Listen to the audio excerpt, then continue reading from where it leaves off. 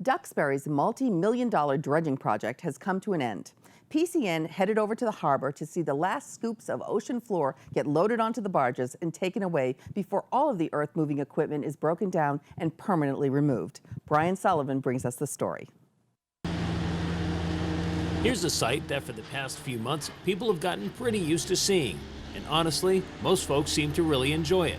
There's just something mesmerizing about a giant scoop pulling up 16 cubic yards of ocean floor and then dumping it into a barge. But now it's all over. This is the end of a $5,500,000 project. $4,800,000 was the Army Corps of Engineer project, and the other $600,000 was spent on the small, what we refer to as the local piggyback projects, of which the one that's going on behind you is the last of the 5, and that's the town pier and float facility and its dredging. The dredging started in October, and the permits for the project ran until January 31st. Overall, there were roughly 225,000 cubic yards removed from a 21-acre anchorage and a 100-foot wide, half-mile-long entrance channel dredged at 8 feet for each project. For those keeping score at home, that's a lot of underwater earth and soil being moved around. So what was the purpose? The end goal is to improve navigation. It's to remove shoaling that creates obstruction to navigation.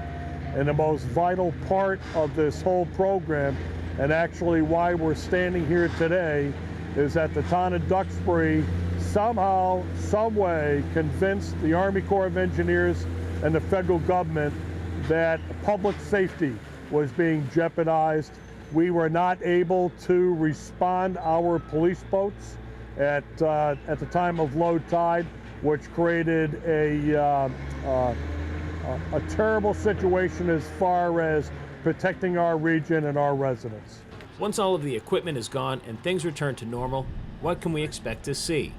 This will be a brand new facility as soon as we put it back together in March. So the benefit will be immense. There'll be lots of water, there'll be safe water, there'll be moorings. We have hundreds and hundreds of moorings out here that will now have water under them. And this is nothing more than a continuation of the infrastructure or your roadways to the water. It creates public safety and it creates navigation.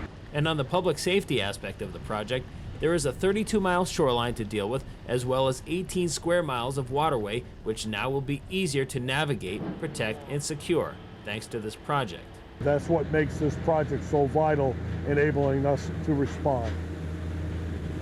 Just behind me, if you look closely enough, you can see survey boats. And what they're doing is they're taking a look at the bottom of the ocean and they're relaying back to here what spots need to be dredged. But for the most part, this job is done.